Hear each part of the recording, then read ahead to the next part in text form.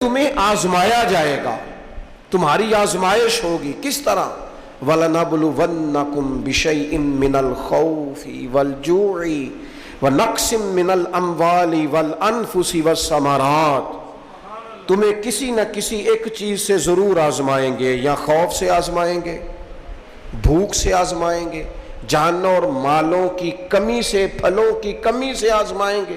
اور یہ پھلوں کی کمی سے مراد، علماء تفسیر نے لکھا اس سے مراد اولاد کا انتقال کر جانا بھی ہے، وہ بھی پھل ہوتی ہے. تمہیں آزمائیں گے، اور اگر تم پورے اترے تو وَبَشِّرِ الصَّابِرِينَ. رب فرماتا ہے محبوب پھر صبر کرنے والوں کو میری رحمت کی خوشخبری سنا دے، پھر انہیں خوشخبری دے دے میرے کرم کی.